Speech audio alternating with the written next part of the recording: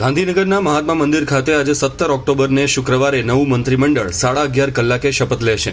રાજ્યપાલ આચાર્ય દેવવ્રત તમામ મંત્રીઓને શપથ લેવડાવશે.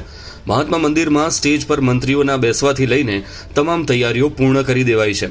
નવા મંત્રીમંડળમાં પસંદગી પામેલા નેતાઓને ફોન આવવાની શરૂઆત થઈ ગઈ છે.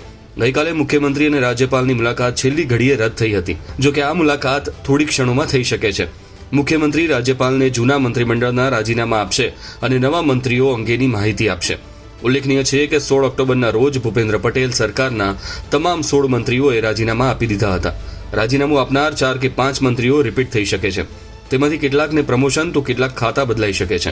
નવા મંત્રીઓની શપથવિધિને લઈને મહાત્મા મંદિર ખાતે પોલીસનો ચુસ્ત બંદોબસ્ત ગોઠવી દેવામાં આવ્યો છે. જે અન્વયે 2 ડીવાયએસપી, 20 પોલીસ ઇન્સ્પેક્ટર, 30 પીએસઆઈ ઉપરાંત 450 પોલીસ જવાનોનો ચુસ્ત બંદોબસ્ત ગોઠવવામાં આવ્યો છે. દાદા સરકાર 2.0નું નવું મંત્રીમંડળ આકાર લેશે. તેમાં મહાત્મા મંદિર ખાતે નવી મંત્રીમંડળ શપથ લેશે. મુખ્યમંત્રી સિવાય તમામ મંત્રીઓએ રાજીનામા આપ્યા છે.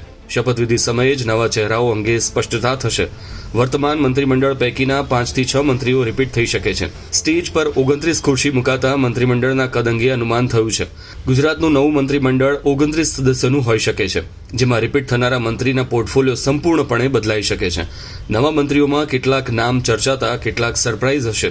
તેમજ ગુજરાતમાં નવા વર્ષે મંત્રીમંડળનો નવો જ ચહેરો અસ્તિત્વમાં હશે તથા શપથ ગ્રહણ સમારોહ માટે સાધુ સંતો પણ હાજર રહેશે.